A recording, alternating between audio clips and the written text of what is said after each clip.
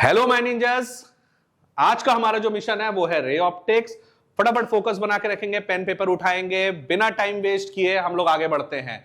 आज का जो हमारा सवाल है वो है कि in a certain camera a combination of 4 similar lenses thin convex lens. अच्छा, इस सवाल के अंदर है कि 4 आपके कॉन्वेक्स लेंस है और चारों कॉन्वेक्स लेंस जो हैं वो एक दूसरे के साथ जुड़े हुए हैं, बीच में कोई गैप वैप नहीं डाला है। और उसके बिहाफ पे आपको बोलता है कि टोटल जो चारों मिलाकर जो आपका लेंस है उसका टोटल मैग्निफिकेशन बता दो कितना होगा और साथ में उसका टोटल पावर बता दो कितना होगा। ठीक है, पावर का रेशियो और मैग्निफिकेशन बताना है। तो पावर में हम लोग क्या बोलेंगे, ध्यान से देख बेटा, एक चीज याद रखना, पावर जुटेगा, साइन कन्वेंशन ध्यान रखिए, मैग्निफिकेशन मल्टीप्लाई होता है। आया बात समझ में?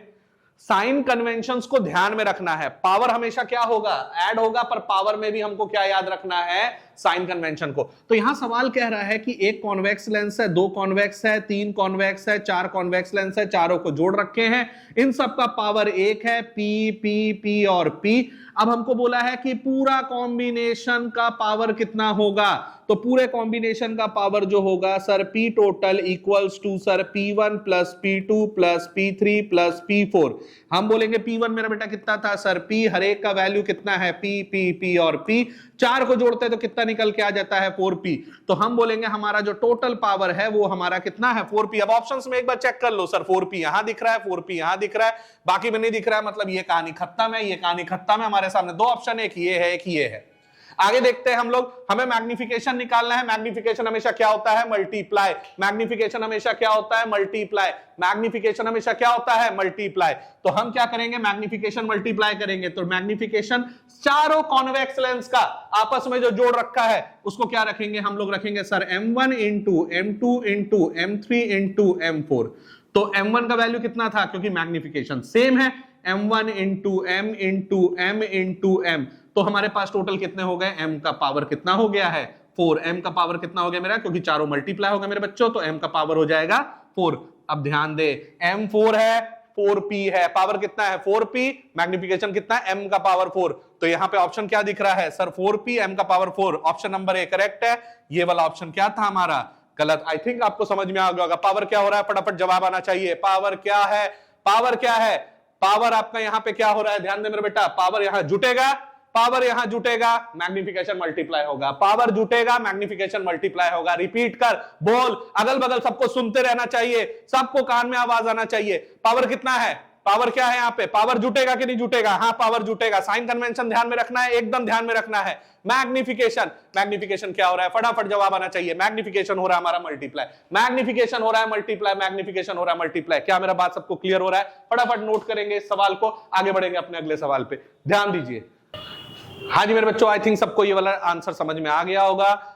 आगे बढ़ते हैं अगले सवाल के ऊपर। अगला सवाल हमारा क्या कह रहा है, ध्यान देंगे। माइक्रोस्कोप वाला क्वेश्चन है, ध्यान से सुनिएगा बेटा, आप लोगों की डिमांड पे ये वाला क्वेश्चन हाईली डिमांडेड क्वेश्चन है। देखिए कैसे बनाएंगे इसको। माइक्रोस्कोप वाला क्वेश्चन क्या कहता है कि एक माइक्रोस्कोप है जिसका ऑब्जेक्टिव का फोकल लेंथ है 2 सेंटीमीटर। ऑब्जेक्टिव कहने का मतलब वो लेंस जो ऑब्जेक्ट की तरफ है उसको ऑब्जेक्टिव नाम दिया जाता है। ध्यान से देखिएगा, ठीक है। तो हम बोलते हैं यहां पे कि सर जो focal length of the objective है वो है आपका 2 सेंटीमीटर। उसके बाद आईपीस का जो फोकल लेंथ है sir, focal length of the जो आईपीस है वो आपका कितना है। आईपीस कहने का मतलब कि माइक्रोस्कोप में जिधर से हम देखते हैं ना उस लेंस का फोकस, उसको आईपीस कहते हैं। वो लेंस जो हमारे आंख के करीब होता है जिससे हम आपका देखते हैं उसको आईपीस बोलते हैं। उस आईपीस का जो फोकल लेंथ है वो कितना था आपका सर 4 सेंटीमीटर। क्या मेरा बात समझ में आ रहा है? उसके बाद हम बात कर रहे हैं ट्यूब लेंथ, यानी ट्यूब लेंथ कहने का मतलब है कि ऑब्जेक्टिव लेंस और आई लेंस जो है या आई पीस जो है, आई पीस के बीच का जो दूरी है, यानी ऑब्जेक्टिव और आई पीस के बीच का जो दूरी है उसे ही हम क्या बुलाते हैं, ट्यूब लेंथ। तो हम बोलते हैं सर ट्यूब लेंथ हमारा कितना था सर, ट्यूब लेंथ है हमारा सर 40 सेंटीमीटर। कह दो मेरा बात समझ में आ रहा है। उसके बाद हम बात कर रहे हैं if the distance of distinct vision, if the distance of distinct vision, जो जहां पे हमारा इमेज बन रहा है वो बेहतरीन बन रहा है, मस्त समझ में आ रहा है, उसे हम कहते हैं डी। और ये नॉर्मल आई के लिए हमारा कितना है आपका सर 25 सेंटीमीटर। कह दो मेरा बात समझ में आ गया है बेटा।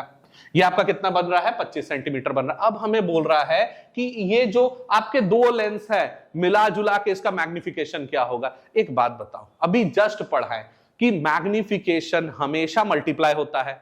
मेरे पास दो लेंस थे, एक लेंस मेरे पास कौन सा है आपका सर, एक लेंस है मेरे पास ऑब्जेक्टिव जो ऑब्जेक्ट के पास है, और एक लेंस मेरे पास क्या है आईपीस। इसका मैग्निफिकेशन क्या होगा, मैग्निफिकेशन ऑफ ऑब्जेक्टिव, इसका क्या होगा मैग्निफिकेशन ऑफ आईपीस। अगर हमको कुल मिलाकर के टोटल मैग्निफिकेशन निकालना होगा मेरा बेटा, बेसिक्स क्या कहता है, दो लेंस का आपका पूरा ये इंस्ट्रूमेंट है, दो लेंस पड़े हैं, दोनों लेंस के लिए हम लोग क्या करेंगे sir, total magnification equals to MO into sir ME. क्यों, क्योंकि मैग्निफिकेशन क्या होता है मल्टीप्लाई। चलिए फॉर्मूला लगा लेते हैं सर। अगर मैग्निफिकेशन ऑफ ऑब्जेक्टिव का बात करते हैं तो हम मैग्निफिकेशन ऑफ ऑब्जेक्टिव में बोल सकते हैं आपका sir, magnification of objective is equal to sir tube length divided by हम लोग बोल सकते हैं सर एफओ। ये आपका बेसिक्स है, ठीक है। उसके बाद मैग्निफिकेशन ऑफ आईपीस का फॉर्मूला क्या हो जाएगा, magnification of eyepiece is equal to आपका least distance of distinct vision divided by क्या चला देंगे एफई। क्या मेरा बात समझ में आया। अब इन दोनों को वैल्यूज को यहां पे हम लोग पुट कर देते हैं तो क्या होगा, फटाफट जवाब दीजिए बेटा। Sir total magnification equals to sir MO into sir ME. MO का वैल्यू कितना था बेटा, एमओ का वैल्यू था sir L divided by sir FO into ME का वैल्यू कितना था sir D divided by FE.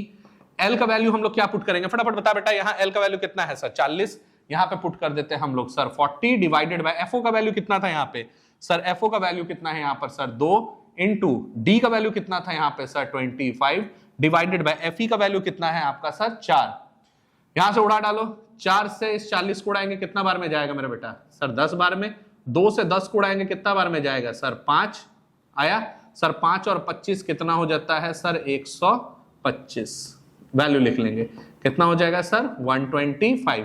यानी टोटल मैग्निफिकेशन हमारा कितना निकल के आ रहा है 125। आई थिंक सबको समझ में आ गया होगा ये क्वेश्चन। फॉर्मूलास को ध्यान में रखिए, अप्लाई करिए, आंसर आपके सामने है।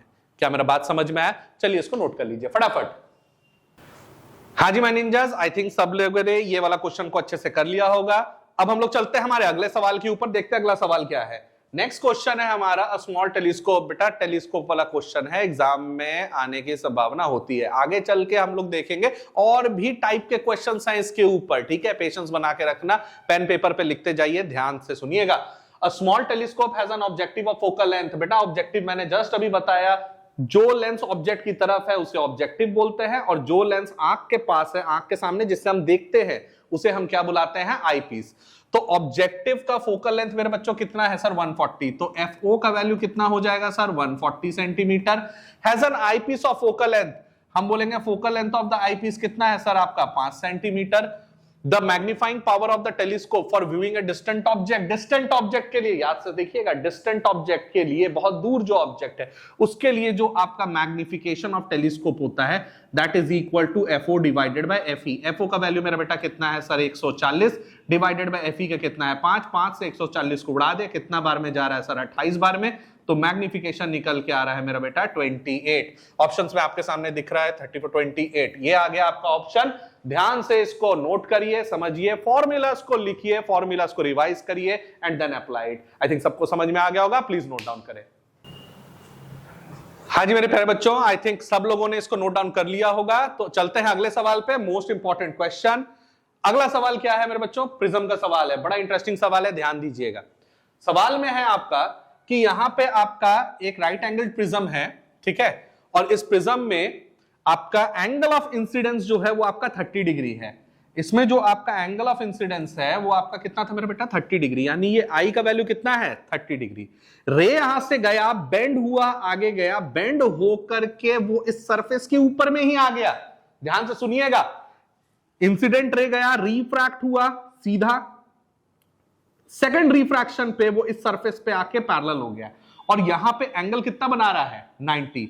आराम से देखना, इंसिडेंट, रिफ्रैक्टेड 1, रिफ्रैक्टेड 2, और ये है इमर्जेंट।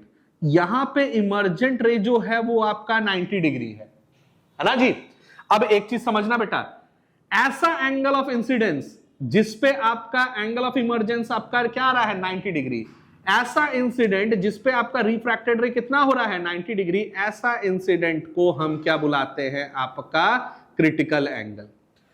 ऐसे इंसिडेंट्स को हम क्या बुलाते हैं आपका क्रिटिकल एंगल, जहां पे एंगल ऑफ रिफ्रैक्शन कितना दिख रहा है 90 डिग्री दिख रहा है। इतना तो हमारा बेसिक्स क्लियर है यहाँ पे। उसके बाद हम आपको क्या बोल रहे हैं, ध्यान से सुनिएगा। यहां पे हमें निकालना क्या है, यहां मेरा बेटा हमको निकालना है इस प्रिज्म का म्यू निकालना है, इस प्रिज्म का म्यू हमको बताना है।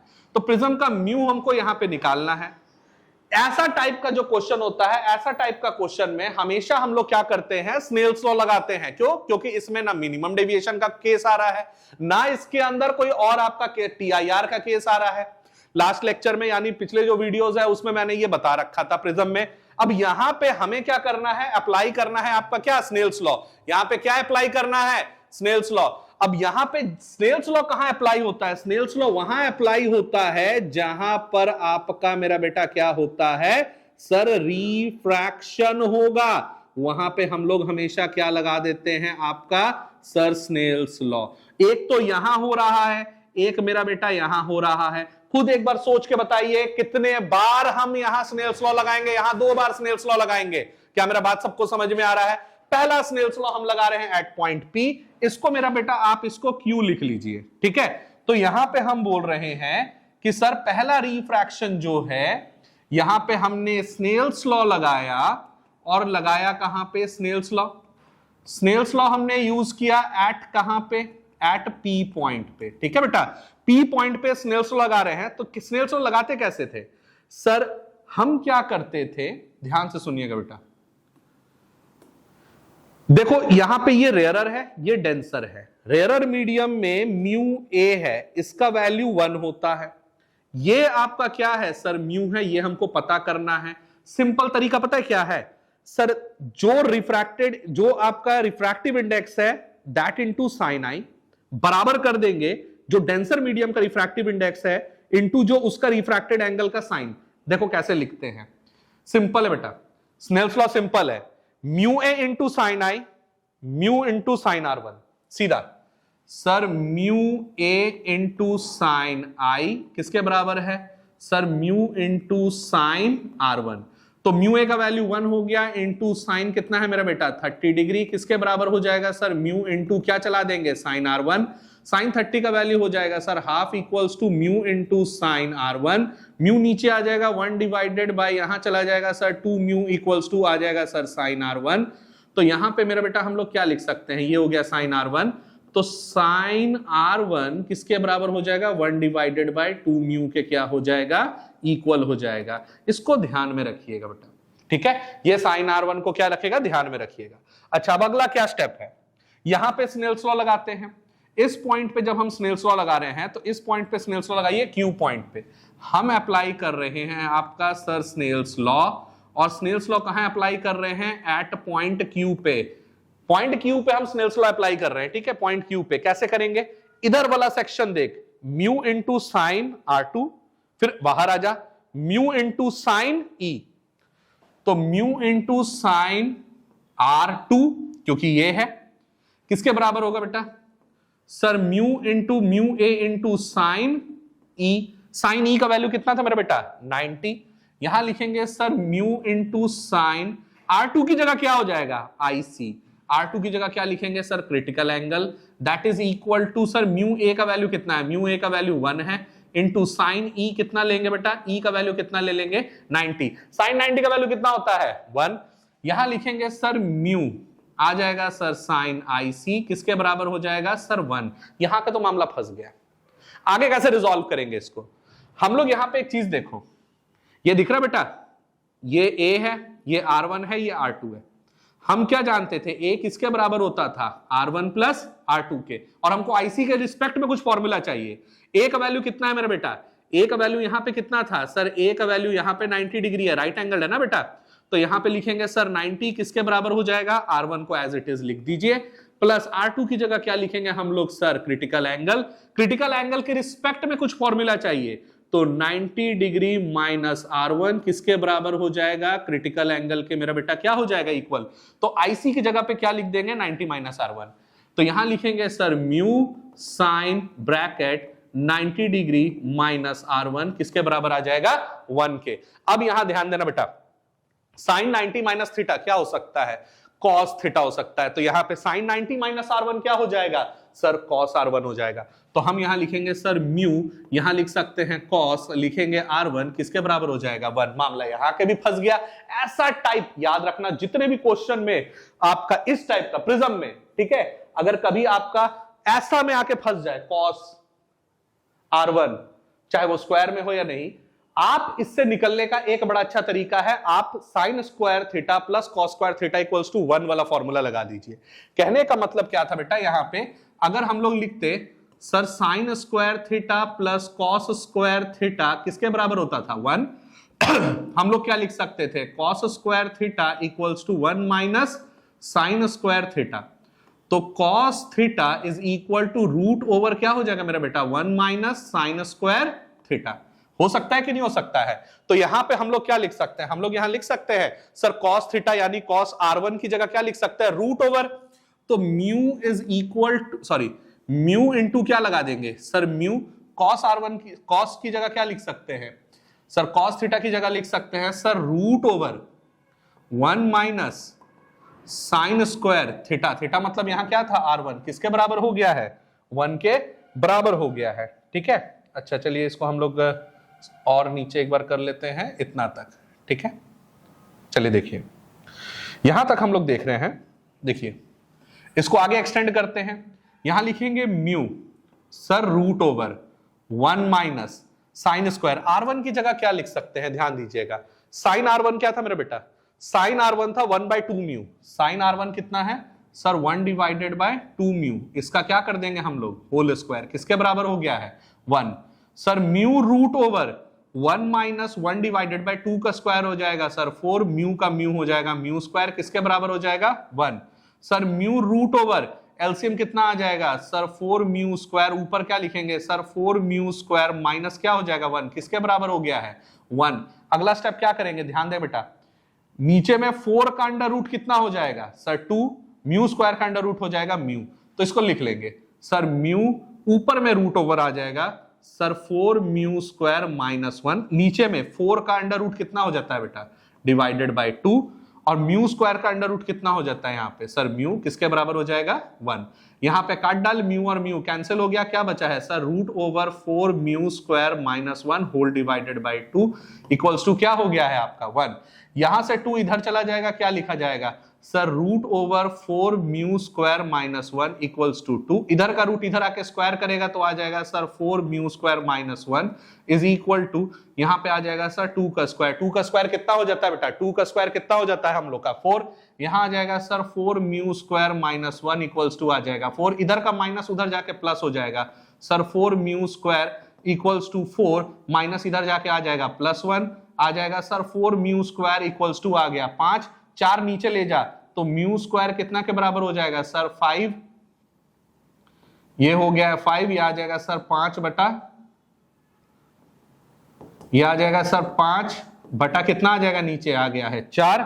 आगे का स्टेप हम लोग क्या लिख सकते हैं, यहाँ पे लास्ट का स्टेप क्या हो जाएगा फटाफट एक बार बता दो, लास्ट का स्टेप यहाँ पे क्या बन जाएगा सर, लास्ट का स्टेप यहां बन जाएगा sir mu is equal to root over 5, root over क्या लगा देंगे यहां पर sir root over 5 divided by क्या आ जाएगा 4, 4 का अंडर रूट क्या हो जाएगा सर म्यू इक्वल्स टू, ऊपर में रूट रह गया 5, नीचे में 4 का रूट कितना हो जाएगा 2, यानी फाइनल वर्डिक्ट निकल के आ रहा है mu equals to root 2 by 5, sorry root 5 divided by कितना आ रहा है 2। ऑप्शंस में एक बार हम लोग चेक कर लेते हैं, ऑप्शंस में एक बार देखते हैं जी कहां तक पहुंच रहे हैं। ऑप्शंस में हमने देखा सर, ऑप्शंस में यहां पे देख लेते हैं सर, ऑप्शन में हमारे पास दिख रहा है sir root 5 divided by 2, option number B हमारे पास करेक्ट है।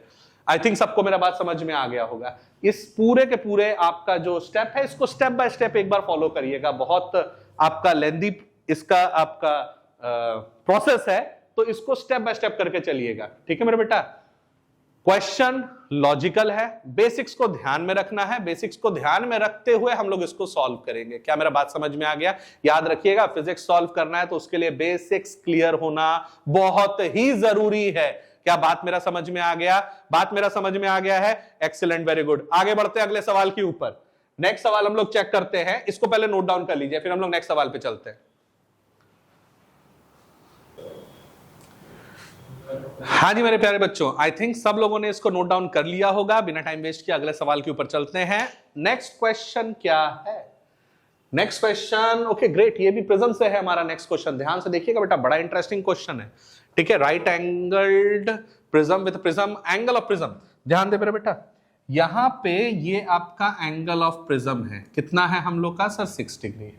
ठीक है, सवाल में क्या बोल रहा है आपको कि यहां से रे आया, सीधा सीधा आया, यानी ये जो रे है ये इस पॉइंट पे आपका नॉर्मल पे लाई कर रहा है, बिना यहां पे बेंड हुए वो सीधा सीधा निकला, इस पॉइंट पे आया, रिफ्रैक्ट हो गया। यानी कि यहां पे ये है हम लोग का, ध्यान से सुनना बेटा, हम बोलेंगे ये पॉइंट है आपका यहां का एंगल ऑफ इंसिडेंस, तो ये पॉइंट क्या था? आपका एंगल ऑफ इमरजेंस, जो बाहर निकल रहा है। इस पॉइंट पे भी रिफ्रैक्शन हो रहा है क्योंकि ये यहां से यहां तक आ रहा है, बेशक वो नॉर्मल पे लाई कर रहा हो, तो इस पॉइंट पे जो R1 होगा उसका वैल्यू तो 0 है, और यहां पे R2 का वैल्यू कितना है? 1, और ये आपका इमरजेंट एंगल है, और A का वैल्यू कितना है? 6 degree. If the refractive index of material of prism is 1.5, अगर म्यू का वैल्यू आपका कितना है? 1.5 है, किसका? प्रिज्म का। आपको निकालने क्या बोला है? What will be the angle of emergence. आपको E का वैल्यू मेरे बेटा बताना है क्या होगा। सवाल का कॉन्सेप्ट समझे, एक ऐसा प्रिज्म है जिसमें एंगल ऑफ प्रिज्म बता रखा है, आपका इस पॉइंट पे जो आपका फर्स्ट रिफ्रैक्शन है वो 0 है। क्यों? क्योंकि वो सीधा सीधा पार हो गया है, नॉर्मल पे लाई कर रहा है। आगे जाके यहां पे वो एक स्मॉल एंगल बना रहा है, और वो एंगल है आपका एंगल ऑफ इंसिडेंस। अब यहां ध्यान दे बेटा, angle of prism is very small, angle of incidence भी वेरी स्मॉल। कैसे? जरा देखो, यहां पे हम बोल सकते हैं, ध्यान देना बेटा, इस पॉइंट पे अगर हमको लगाना होता तो क्या हम यहां लिखते? सर A किसके बराबर होता? सर R1 प्लस क्या चलाते? R2। A का वैल्यू 6 है, R1 का वैल्यू कितना है बेटा? 0, प्लस R2 का वैल्यू कितना है? I, तो I का वैल्यू कितना हो जाएगा मेरे बेटा? 6 डिग्री। क्या दो मेरा बात समझ में आ गया? अब हम आपको यहां बोल रहे हैं, ध्यान देना, अब हम आपको यहां बोल रहे हैं कि सर I का वैल्यू 6 है। अब इस पॉइंट पे हम क्या आ सकते हैं? क्या मिनिमम डेविएशन है? नहीं। क्या यहां पे हम लोग बोल सकते हैं आपका TIR है? नहीं। हम लोग यहां पे लगाएंगे स्नेल्स लॉ। स्नेल्स लॉ लगाइए इस पॉइंट पे, इस पॉइंट पे आप लगा दीजिए मेरा बेटा स्नेल्स लॉ। अच्छा, स्नेल्स लॉ यहां पे कैसे लगाएंगे? ध्यान दीजिएगा, स्नेल्स लॉ यहां लगाते हैं, फॉर्मूला यहां पे क्या हो जाएगा? Sir mu into sign I and mu air, तो म्यू एयर का वैल्यू कितना होगा? सर म्यू एयर का वैल्यू हमेशा होता है 1, तो यहां लिखेंगे mu into sign I and mu A into sine E। तो यहां लिखेंगे sir mu into sign I किसके बराबर हो जाएगा? Sir mu air into sine E। अब एक बात बता, म्यू एयर का वैल्यू कितना है? 1, म्यू का वैल्यू कितना है सर? 1.5 into sine. अब अच्छा एक चीज देखना, चलो म्यू इज इक्वल टू, यहां पे हम लोग क्या लिख सकते हैं? Sir sine I is equal to mu A का वैल्यू कितना होगा? 1, और यहां आ जाएगा सर साइन E। अब आपको क्या करना है मेरा बेटा, यहां एंगल्स आर वेरी स्मॉल, अगर एंगल्स आर वेरी स्मॉल होते हैं, अगर आपके जो एंगल्स हैं वो बहुत स्मॉल हैं, अगर एंगल्स बहुत स्मॉल होंगे तो जो साइन थीटा होता है वो हमेशा सिमिलर हो जाएगा किसका मेरा? थीटा के। तो साइन I किसका सिमिलर हो जाएगा? I के, और साइन E किसका सिमिलर हो जाएगा? E के। तो यहां पे हम लोग क्या लिख सकते हैं? यहां पे लिख सकते हैं सर म्यू इंटू I किसके बराबर हो जाएगा? E, और निकालना क्या था? E। म्यू का वैल्यू कितना है बेटा? 1.5 इंटू I का वैल्यू कितना था आपका? I का वैल्यू कितना आ रहा है आपका? 6 से मल्टीप्लाई कर देंगे, E निकल के आ जाएगा, therefore E equals to sir 6 into 1.5 equals to sir 9 degree. यहां पे आंसर कितना आ रहा है? 9 हमारे ऑप्शन में है, यस हमारे ऑप्शन में है, ए यहां पे हम लोग टिक लगाएंगे। आई थिंक ये कॉन्सेप्ट आपको समझ में आया होगा। क्या मेरा बात सबको क्लियर है? प्लीज इसे नोट डाउन करेंगे, फटाफट इसे हमें ध्यान से देखेंगे।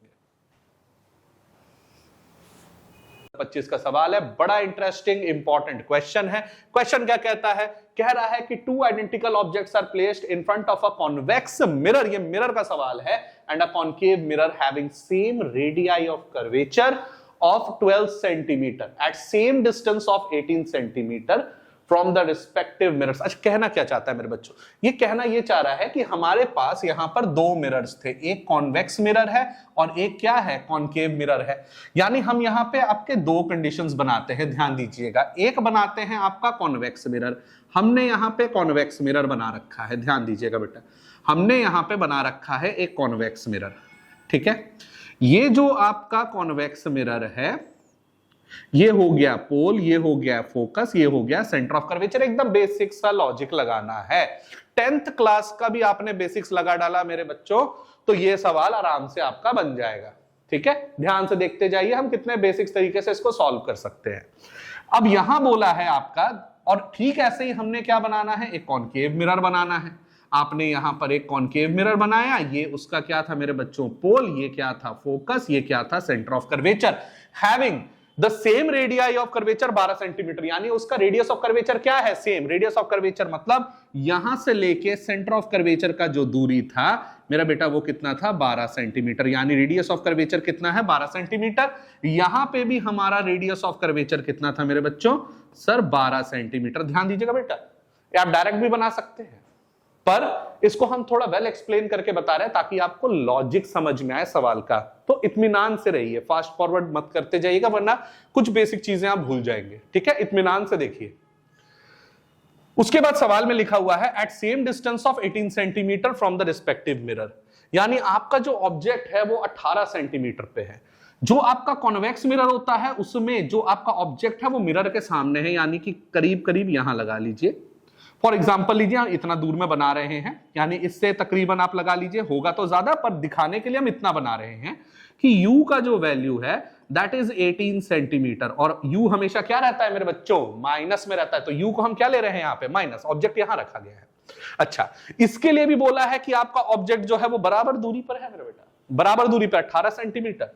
अगर आपका सेंटर ऑफ कर्वेचर 12 पे है, ऑब्जेक्ट 18 पे है, ऑब्वियस सा बात है ऑब्जेक्ट यहां कहीं होगा, यानी कि बियॉन्ड सी। यानी अगर हम यहां से लेके यहां तक का दूरी देखते हैं मेरा बेटा, तो ये जो u का वैल्यू है ये 18 सेंटीमीटर निकल के आएगा, और उसको भी हम माइनस में लेंगे क्योंकि u हमेशा क्या होता है, नेगेटिव। दुनिया दाएं से बाएं चले जाए, u को आप हमेशा क्या लीजिएगा, नेगेटिव ही लीजिएगा। अब यहां पे ध्यान से समझिए, उसके बाद का क्या बोल रहा है, the ratio of size of the image formed by the convex mirror and by the concave mirror। आपको रेशियो बताना है, किसका, साइज, यानी कि आपको मैग्निफिकेशन का आपको रेशियो बताना है कॉन्वेक्स और कॉनकेव मिरर का। ठीक है, ऊपर कॉन्वेक्स रखना है, नीचे कॉनकेव रखना है। अब यहां देखिए मेरे बच्चों, अगर आपको रेडियस ऑफ कर्वेचर पता है तो मेरा बेटा रेडियस ऑफ कर्वेचर का हाफ कितना होता है, फोकस। हम लोग फॉर्मूला जानते थे ना यहाँ पे, sir f is equal to r/2 होता है। रेडियस ऑफ कर्वेचर कितना था सर, 12 डिवाइडेड बाय 2, कट कटा के कितना आ जाएगा, 6। तो फोकस कितना निकाल रहे हैं सर, 6 सेंटीमीटर। तो फोकस हमारा 6 सेंटीमीटर निकला, और इसके लिए भी, क्योंकि इसका भी रेडियस ऑफ कर्वेचर सेम है, तो इसके लिए भी हमारा फोकस कितना बन जाएगा सर, 6 सेंटीमीटर। क्यों, क्योंकि दोनों का रेडियस ऑफ कर्वेचर मेरे बच्चों क्या था, सेम था। ठीक है, उसके बाद हम लोग क्या कर रहे हैं, हमें फोकस पता लग चुका है, हमें फोकस पता है, हमें u पता है। क्या हम v निकाल सकते हैं, हाँ निकाल सकते हैं। अगर v निकल गया तो मैग्निफिकेशन भी निकल जाएगा। इसका मैग्निफिकेशन निकालिए, इसका मैग्निफिकेशन निकालिए, और दोनों के मैग्निफिकेशन को हम क्या कर देंगे, डिवाइड कर देंगे। ऊपर कॉन्वेक्स रखेंगे, नीचे कॉनकेव रखेंगे। रीजन, सवाल में वही मांगा है, ऊपर क्या रखना है, कॉन्वेक्स, और नीचे क्या रखना है हमको, बाय क्या, डिवाइडेड बाय कॉनकेव। तो इसको इत्मीनान से बनाते हैं, देखिए इसको कैसे हम लोग हैंडल कर रहे हैं। ठीक है, ओके, ये तो ऊपर खुद गया है, अच्छा ठीक है, कोई नहीं कोई नहीं कोई नहीं। ध्यान दीजिएगा बेटा, ध्यान दीजिएगा, यहां पे हम लोग यहां पे गिवन में क्या क्या था सर, हमारे पास फोकस कितना है सर, फोकस है हमारे पास में सर 6 सेंटीमीटर। अब एक चीज देखिएगा, इसका फोकस किधर है सर, इस तरफ है, इसका फोकस इस तरफ है, यानी राइट हैंड साइड है, तो इसको हम क्या लेंगे सर, प्लस। अच्छा, यहां पे u का वैल्यू कितना था सर, u हमेशा माइनस होता है सर, 18 सेंटीमीटर। अच्छा, यहां पे फॉर्मूला लगाइए सर, आपको v निकालना है, तो फॉर्मूला क्या था, मिरर फॉर्मूला क्या था sir, 1/v plus 1/u equals to 1/f। 1/v equals to 1/f minus 1/u। अब यहां क्या लिख सकते हैं sir, 1/v equals to 1/, focus कितना था मेरे बेटा, फोकस कितना दिया है यहाँ पे, फोकस दिया है sir 1/6 minus bracket 1 divided by u का वैल्यू कितना था, -18। तो यहां ले लेंगे हम लोग -18। अब इसको अगर हम कैलकुलेट करते हैं, कैलकुलेशन में हम चले जाते हैं, इसको नेक्स्ट पेज में जा रहे थे, उससे अच्छा है कि हम लोग एक पेज और आगे बढ़ जाते हैं। ठीक है, तो यहां पे हम लोग का क्या था,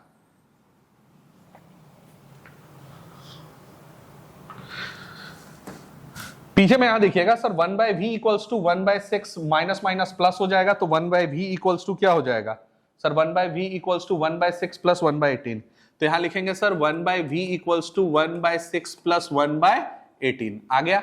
अब 1/v इक्वल्स टू एलसीएम क्या हो जाएगा बेटा 18 और 6 का एलसीएम हो जाएगा सर 18, 6 कितना जा सर 6 3 जा 3 प्लस 1 कितना हो जाएगा आपका सर 4, 1/v कितना के बराबर हो जाएगा बेटा सर 1/v इक्वल्स टू 3 और 1 4, 4 बटा कितना हो गया 18, तो v इक्वल्स टू 18/4 काटेंगे तो 4 का टेबल में आ रहा है, हम बोलेंगे सर 2 2 जा 4 हो गया और कितना आ जाएगा सर ये हो जाएगा 9, तो v का वैल्यू कितना हो जाएगा सर 9/2।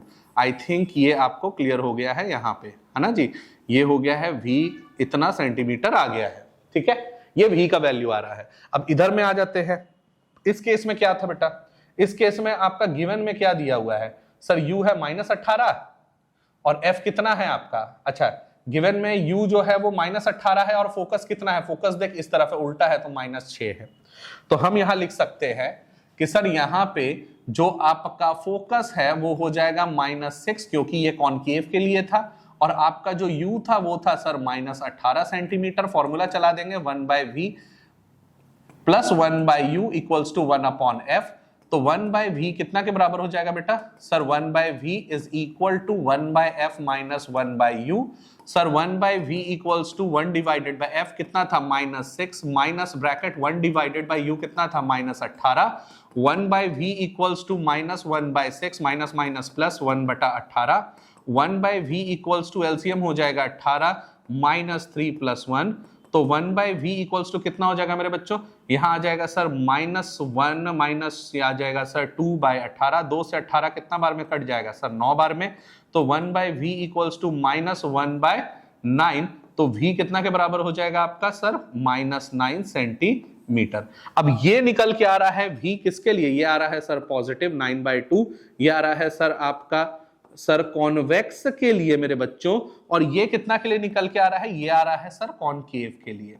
इतना बात तो आई थिंक सबको समझ में आ गया है। अच्छा अब इसका मैग्निफिकेशन निकाल दे, देख बेटा इसका मैग्निफिकेशन क्या होगा सर, मैग्निफिकेशन ऑफ कॉन्वेक्स, ठीक है, मैग्निफिकेशन ऑफ द मिरर का बेसिक फॉर्मूला क्या होता है सर -v/u, माइनस साइन यहां है, v का वैल्यू कितना था मेरा बेटा, v का वैल्यू था सर 9/2 और नीचे u का वैल्यू कितना था ब्रैकेट में, u कितना था आपका, u हमेशा से ही -18 था, तो यहां आ जाएगा -18, माइनस माइनस हो जाएगा कैंसिल, 9 से 18 कितना बार में जा रहा है 2, आंसर आ जाएगा 1/4। मैग्निफिकेशन ऑफ कॉन्वेक्स मेरे बच्चों कितना निकल के आ रहा है सर 1/4, ये मत भूलिएगा। और सिमिलरली ऐसे ही हम लोग मैग्निफिकेशन ऑफ कॉनकेव निकालते हैं sir, magnification of concave, concave का फॉर्मूला क्या था formula sir -v/u, minus v कितना निकाल रहे हैं बेटा, माइनस है 9 होल डिवाइडेड बाय u कितना था आपका सर -18, तो यहां पे माइनस माइनस वैसे ही कैंसिल, 9 से 18 काटेंगे 2 बार में जाएगा तो आ जाएगा सर -1/2, ये आ गया है मैग्निफिकेशन ऑफ कॉनकेव।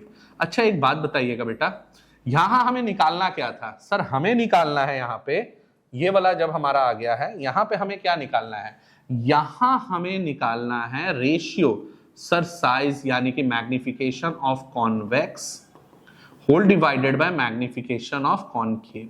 कितना आ रहा है मैग्निफिकेशन ऑफ कॉन्वेक्स, कितना था मेरा बेटा, मैग्निफिकेशन ऑफ कॉन्वेक्स था हमारा कितना 1/4, तो लिखेंगे सर 1 डिवाइडेड बाय 4, और नीचे डिवीजन में क्या था कॉनकेव, तो डिवीजन में क्या कॉनकेव, माइनस साइन सिर्फ और सिर्फ क्या बता रहा है पता है, कि जो आपका इमेज है वो आपका रियल एंड इन्वर्टेड है, और हम ये जानते हैं कि जब कॉनकेव में ऑब्जेक्ट आपका कहां रखा हो, जब आपका ऑब्जेक्ट बियॉन्ड सी हो तो इमेज जो है वो रियल बनेगा, इन्वर्टेड बनेगा और साथ में डिमिनिश्ड बनेगा, है ना जी, बेसिक सा प्रॉपर्टी है वो हमें यहां दिख रहा है, पर माइनस साइन मैग्निफिकेशन में हमेशा बताता है रियल इमेज या इन्वर्टेड इमेज, और यही पॉजिटिव आपका मैग्निफिकेशन आता तो positive magnification virtual and erective image को डिफाइन करता है, ये तो बेसिक्स है हमारे, है ना।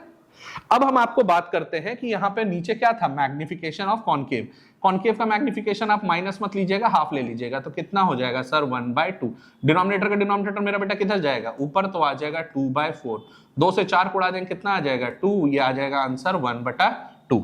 तो ऑप्शन से एक बार चेक कर लेते हैं कितना आ रहा होगा, ऑप्शन है हमारा 1/2, इसको हम लोग क्या करेंगे, टिक लगाएंगे। तो आई थिंक सबको ये जो आपका क्वेश्चन है ये समझ में आया होगा, ठीक है। अच्छे से इसको एक बार नोट करिए, इत्मीनान से इसको आप बनाइए बेटा, ठीक है। आई थिंक समझ में आ गया है, एक बार नोट कर लीजिए। क्या कहता है हमारा नेक्स्ट क्वेश्चन, कह रहा है हमारा an object is mounted on a wall. Okay great, very good question. Question क्या कह रहा है कि एक आपका ऑब्जेक्ट है जिसको एक वॉल पे हमने लगा रखा है, ठीक है। हमने यहां पर एक वॉल रखा हुआ है, इस पे ये आपका मान लो प्रिंसिपल एक्सिस है, और यहां पे हमने क्या कर रखा है कि यहां पर एक ऑब्जेक्ट हमने रखा हुआ है, ठीक है। इट्स इमेज विल बी, इस image of equal size is to be obtained on a parallel wall with the help of a convex lens. Okay great, यहां पे हमने क्या रखा है, एक कॉन्वेक्स लेंस, और ठीक इसके बराबर एक इमेज मिल रहा है। कॉन्वेक्स लेंस में ऑब्जेक्ट का हाइट और इमेज का हाइट कब होता था बराबर, वो तब होता था जब ऑब्जेक्ट रखा हो आपका कहां पर, 2f1 पे, और इमेज कहां बनेगा, 2f2 पे। यानी कि ये अगर आपका कॉन्वेक्स लेंस है, ये पॉइंट आपका हो जाएगा सर f1, तो ये पॉइंट क्या कहलाएगा सर 2f1। ये पॉइंट हो जाएगा f2, तो ये पॉइंट मेरा बेटा क्या हो जाएगा 2f2। यहां पे अगर आपका ऑब्जेक्ट है तो मेरा बेटा इमेज भी क्या बनेगा सर, यहां बनेगा, और इमेज का हाइट क्या होगा, इक्वल होगा, ठीक है। यहां सवाल में बोल रखा है कि वही कंडीशन चाहिए है। The lens is kept at a distance of x in front of the second wall. ये आपका सेकंड वॉल है ना जी बेटा, और ये आपका सर फर्स्ट वॉल है। फर्स्ट वॉल पे आपका ऑब्जेक्ट है और इसी का इमेज आपका सेकंड वॉल पे बन रहा है ना जी। और बोल रखा है कि ऑब्जेक्ट जो आपका फर्स्ट वॉल, जो सेकंड वॉल है, वो लेंस से x दूरी पर है ना जी। उसके बाद बोल रहा है the required focal length of the lens will be, आपको बोला है कि आपको इस लेंस का फोकस बताना है ना जी। बड़ा सिंपल है भाई, सीधा सीधा बात है कि जो आपका फोकस होता है वो रेडियस ऑफ कर्वेचर का क्या होता है, हाफ होता है। यहां से यहां तक का दूरी, यानी कि ये पॉइंट आपका अगर ऑप्टिकल सेंटर है, ये पॉइंट आपका क्या हो जाएगा सर, इसका कर्वेचर का सेंटर ऑफ कर्वेचर माना जाएगा। तो फोकस क्या होता है, इस पूरे लेंथ का क्या होता है, हाफ होता है। कहने का मतलब है तो इसका हाफ क्या हो जाएगा सर f, यहां पे हम लिखेंगे sir f is equal to इस पूरे के पूरे लेंथ का क्या हो जाएगा मेरा बेटा, हाफ। यानी आपका आंसर क्या हो जाएगा सर x/2। x/2 आ रहा है कहीं पे, यस, यहाँ पे ऑप्शन नंबर सी हमारा क्या है, x/2। आई थिंक सबको ये वाला क्वेश्चन समझ में आया होगा, क्या कॉन्सेप्ट सबके दिमाग में गया है, एक बार चेक कर लीजिए, ध्यान दीजिए यहाँ पे सवाल पे। बहुत लॉजिकल सवाल था मेरा बेटा, सिर्फ इसको अगर रे डायग्राम आपने कर रखा होगा तो इस क्वेश्चन को आप आराम से कर सकते हैं। This question was asked in 2023। क्या बात सबको समझ में आ रहा है, प्लीज इसे नोट डाउन करेंगे बेटा, बड़ा इजी सवाल है। हाँ जी बच्चों, आई थिंक सब लोगों ने इस सवाल को अच्छे से एक बार कर लिया होगा। चलिए नेक्स्ट क्वेश्चन पे चलते हैं, इंटरेस्टिंग क्वेश्चन है, वेरी नाइस। फिर बच्चों ये वाला जो आपका क्वेश्चन है ना, ऐसे टाइप के क्वेश्चन आने की संभावना है, प्लीज इसे ध्यान से एक बार कर लो। पेपर अगर टफ करना होगा तो इस तरह के सवाल पुट ऑन करवा सकते हैं, तो ध्यान देना। इसका जो सोल्यूशन है ना, हम स्टेप बाय स्टेप लेके चलेंगे बेटा। आप आराम से बैठ के इसको अपना 10 मिनट दीजिए इस सवाल में। एक बार इसको समझ गए, आप कोई भी वैरायटी बना सकते हैं ऐसे टाइप का। 10 मिनट दीजिए, 10 मिनट में आपको ये समझ में आ जाएगा। इत्मीनान से एक एक स्टेप को फॉलो करिएगा, फास्ट फॉरवर्ड या स्किप मत मार दीजिएगा, इसको आराम से देखिए। सवाल क्या कह रहा है, सवाल यहां पे बोल रहा है कि आपको कॉम्बिनेशन का इक्विवेलेंट बताना है पूरा। अच्छा, कॉम्बिनेशन क्या क्या चीज का है, देख यहां पे एक तो ये नजर आया, ये क्या है आपका, ये एक ऐसा लेंस है जिसका ये कुछ ऐसा आया, ये कुछ ऐसा है, ये कुछ ये कर्वेचर, ये कुछ ये कर्वेचर है बेटा। अच्छा, ये जो बीच वाला है, ये इसमें ये एक आपका कर्वेचर आ गया, ये एक कर्वेचर आ गया, आया। अच्छा, यहां पे क्या आ रहा है, एक ये कर्वेचर आया, कुछ ऐसा गया, कुछ ऐसा गया, कुछ ऐसा गया, आया ना जी, बढ़िया है। आई थिंक सबको समझ में आ गया होगा, एक बार चेक कर लेते हैं। ओके ग्रेट, दिख रहा है सही। बच्चों ऐसे अकेले करना पड़ता है ना, तो एक बार चेक करना पड़ता है कि क्या साइड से कट वट तो नहीं रहा है, ठीक है, चेक करने गया था, ध्यान देना, ठीक है। अच्छा, अब यहां पे देखो रेडियस ऑफ कर्वेचर, यहां पे रेडियस ऑफ कर्वेचर कितना बोल रखा है कि सर इसका रेडियस ऑफ कर्वेचर यहां 20 बोल रखा है। देखो कर्वेचर कैसे सिलेक्ट कर रहे हैं बेटा, ध्यान दे।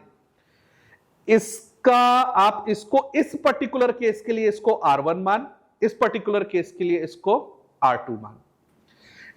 इस पर्टिकुलर केस के लिए इसको R1 मान, इस पर्टिकुलर केस के लिए इसको R2 मान, इस पर्टिकुलर केस के लिए यानी ये वाला जो सेक्शन है इसके लिए इसको R1 मान, इसको क्या मान R2। अब इत्मीनान से चल, हमने क्या डिफाइन किया है, अगर कोई भी कर्वेचर का रेडियस इधर मापा जाता है तो उस रेडियस को हमेशा पॉजिटिव लेना, और अगर कोई भी आपका कर्वेचर है, कोई भी अगर आपका कर्वेचर है, अगर उस कर्वेचर के रेडियस को इधर मापा जाएगा लेफ्ट हैंड साइड की तरफ, तो उसके कर्वेचर को हमेशा हम लोग क्या लेंगे, माइनस। बस इतना ध्यान रखना है, जो भी कर्वेचर लेफ्ट में जा रहा है माइनस लीजिए, जो भी कर्वेचर राइट में जा रहा है प्लस लीजिए। और ये कोई कर्वेचर तो है नहीं मेरा बेटा, और अगर कोई कर्वेचर है ही नहीं तो हम इसको क्या मानेंगे, इन्फिनिटी। ये कोई कर्वेचर है ही नहीं तो इसको क्या मानेंगे, इन्फिनिटी। क्या मेरा बात समझ में आ गया?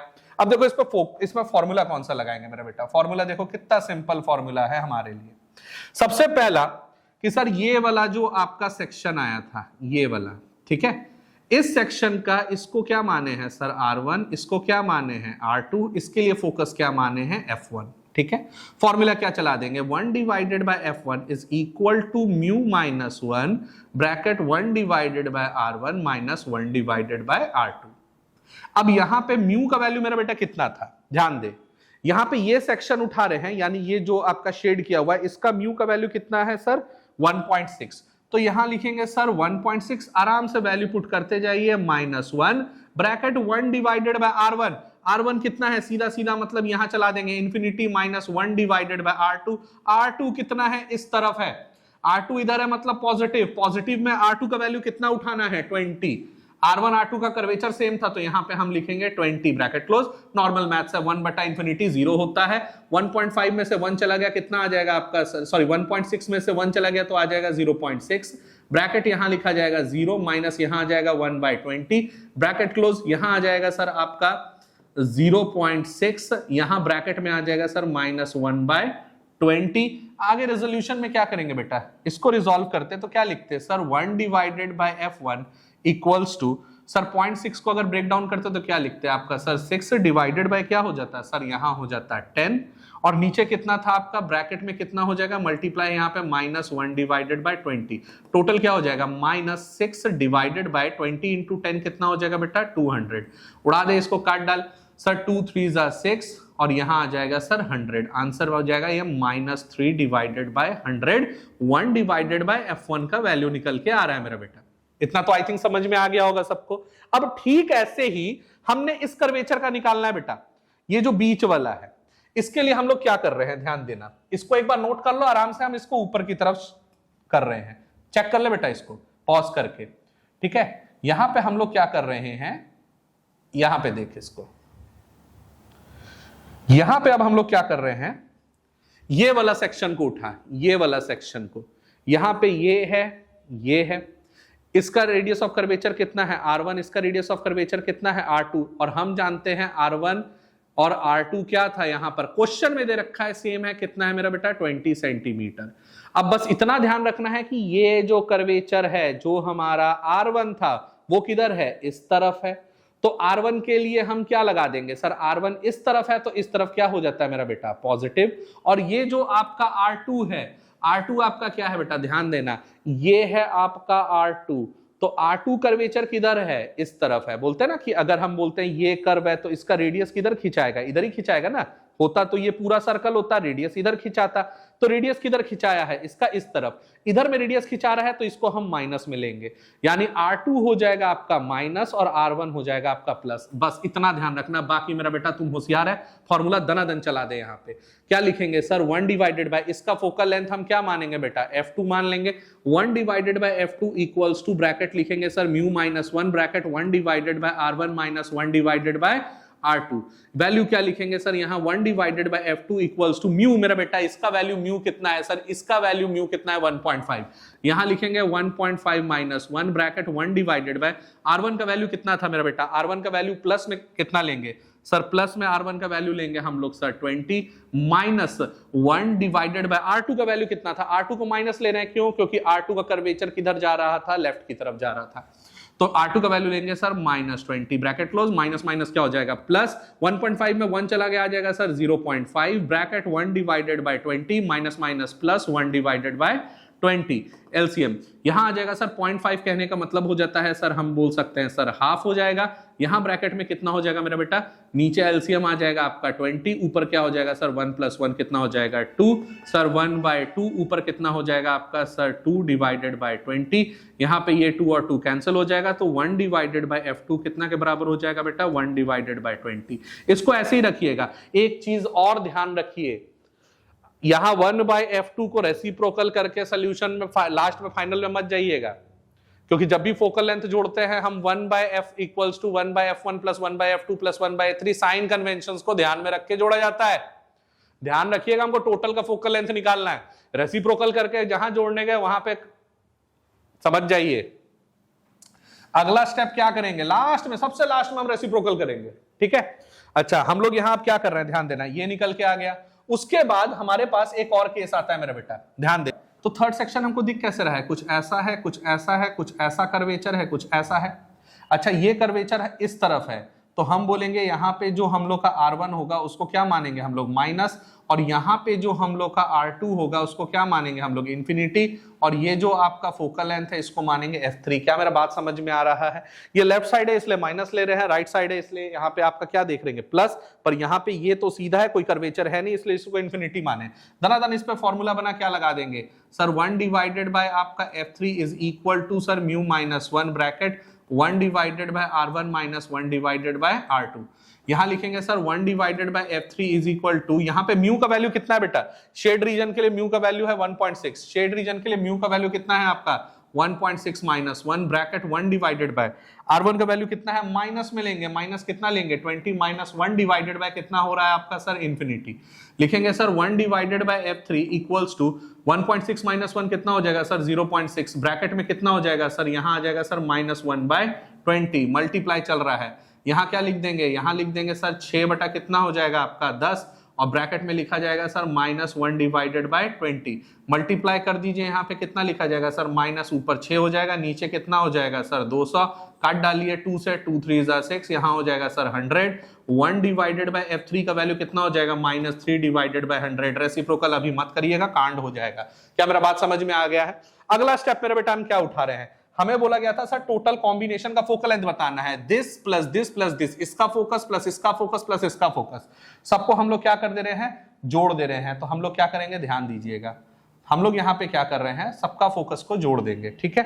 तो फोकस हमारे पास क्या आ रहा है, एक बार देख लीजिए बेटा, फोकस हमारे पास आ रहा है, तीनों का फोकल लेंथ जोड़ देंगे। क्या क्या आ रहा था सर, इसका फोकल लेंथ क्या निकल के आ रहा था, और फिर उसके बाद में हम लोग का क्या था, ऐसे था, पहले ऐसे था, ये गया कुछ ऐसा गया, फिर ये कुछ ऐसा गया, फिर ये कुछ ऐसा गया, है ना जी। इसका फोकस कितना था सर f1, इसका फोकस कितना था आपका f2, इसका फोकस कितना था आपका f3, तीनों को जोड़ देंगे। 1 divided by f = 1 divided by f1 + 1 divided by f2 + 1 divided bye f3। Plus क्यों कर रहे हैं, क्योंकि फोकल लेंथ हमको क्या करना है, कॉन्वेक्स का लेना है, और कॉन्वेक्स का फोकस हम लोग यहाँ पे क्या उठा रहे हैं, प्लस, है ना, सॉरी, यहां पे हम लोग क्या करें, 3 फोकल लेंथ है, तो तीनों के फोकस को हम लोग क्या करेंगे, जोड़ेंगे। क्या मेरा बात समझ में आ गया? एक चीज और सुन लीजिए, यहां पे हम क्या कर रहे हैं, तीनों का फोकस को क्या कर रहे हैं, ऐड कर रहे हैं। तीनों के फोकस को क्या कर रहे हैं मेरा बेटा, ऐड कर रहे हैं। तीनों के फोकस को क्या कर रहे हैं, ऐड कर रहे हैं। तो कैसे ऐड करेंगे, 1/f = 1/f1 + 1/f2 + 1/f3। 1 divided by f1 का वैल्यू कितना था, f1 का वैल्यू था -3 divided by 100 plus 1 divided by f2 का वैल्यू कितना था, f2 का वैल्यू 1 डिवाइडेड बाय, ओके, यहां पे था आपका sir 1 divided by f = 1/f1 कितना था सर -3 डिवाइडेड बाय 100 प्लस ये कितना था सर आपका, इसका वैल्यू था आपका 20, इसका वैल्यू था 20, और यहां कितना था सर प्लस, ब्रैकेट में लिखा जाएगा -3 डिवाइडेड बाय 100। अब हम लोग क्या करेंगे sir, 1 divided by f = LCM उठा लीजिए, कितना आ जाएगा सर 100 - 3 प्लस कितना हो जाएगा आपका 20 का, कितना का टेबल में 100 आ जाता है सर 5 का, और यहां हो जाएगा सर -3, प्लस माइनस क्या हो जाएगा, माइनस। अगला स्टेप क्या उठा लेंगे बेटा, अगला स्टेप हम लोग पिक कर सकते हैं, अगला स्टेप हम लोग यहाँ उठा लेते हैं। अगला स्टेप हमने यहाँ ले रखा है कि सर 1 डिवाइडेड बाय f = कितना आ रहा होगा सर, यहाँ पे आपका कितना हो जाएगा देखिए 5 में से 3 गया कितना हो जाएगा 2, 2 में से 3 गया हो जाएगा कितना सर 2 में से 3 गया आपका -1 यहां हो जाएगा -1 और नीचे कितना हो जाएगा आपका 100। तो रेसिप्रोकल इसको करेंगे तो ये भी रेसिप्रोकल हो जाएगा, एफ का वैल्यू कितना हो जाएगा सर -100 सेंटीमीटर। आई थिंक सबको समझ में आ गया। अब इसका जो सोल्यूशन है हम लोग, इसका जो आपका आंसर है उसको हम लोग चेक करते हैं, एक बार चेक कर लेते हैं बेटा।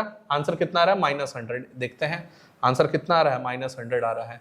एक बार चेक कर लेते हैं -100 है कि नहीं है हमारा ऑप्शन में। -100 है, हाँ -100 है हमारा ऑप्शन में। तो यहाँ पे आपका -100 क्या हो जाएगा, टिक हो जाएगा। क्या सबको ये वाला सोल्यूशन समझ में है? स्टेप बाय स्टेप इस सोल्यूशन को देखिएगा, थोड़ा लेंदी है, लॉजिकल है, पर सिंपल है। आई थिंक सबको समझ में आ गया। प्लीज फोकस करेंगे, एक बार नोट डाउन कर लीजिए। हाँ जी बच्चों, आई थिंक आप लोगों ने लास्ट क्वेश्चन अच्छे से कर लिया होगा। इस क्वेश्चन के ऊपर हम लोग चलते हैं, ध्यान से देखिए, बड़ा इंटरेस्टिंग क्वेश्चन है।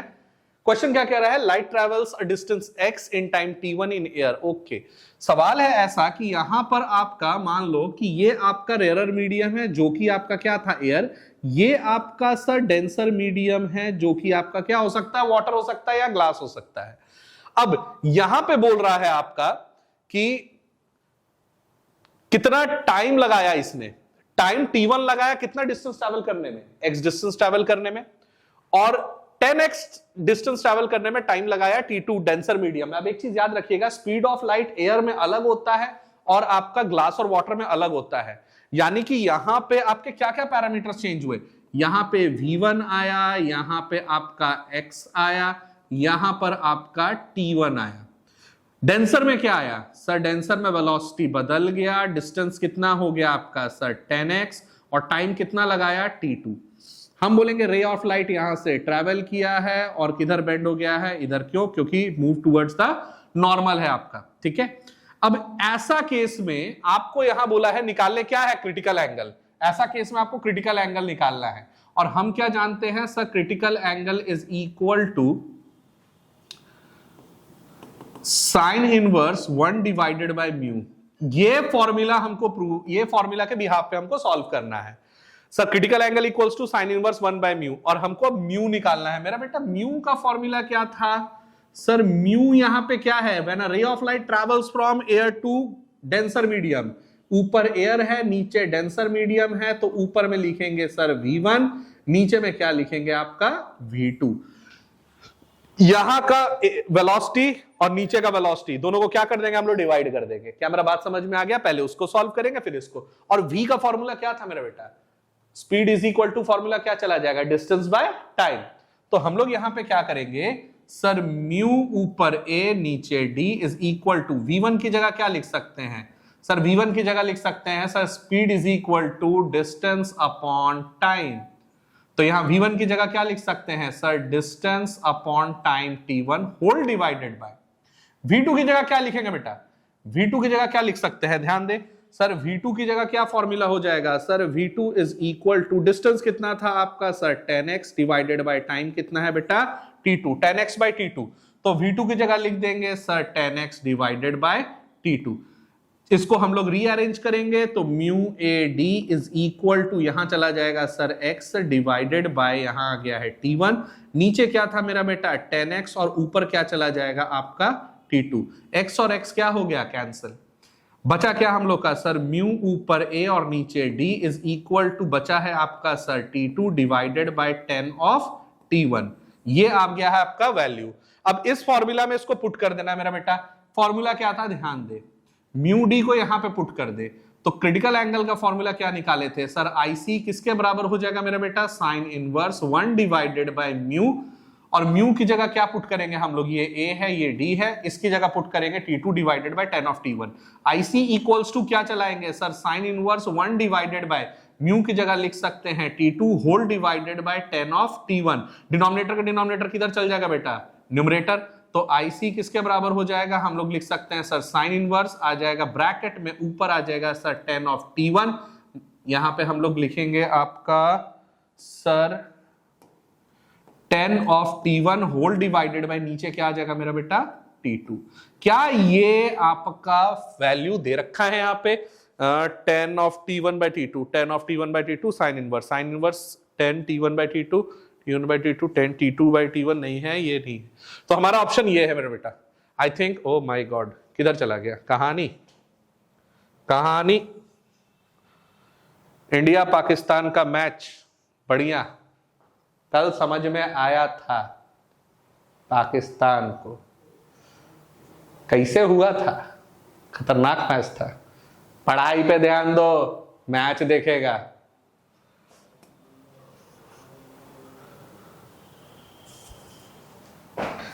यहां पे क्या लिख रहे थे बेटा? फिर यहां पे क्या चला गया? ओके, ये वाला ऑप्शन पे टिक लगा देंगे।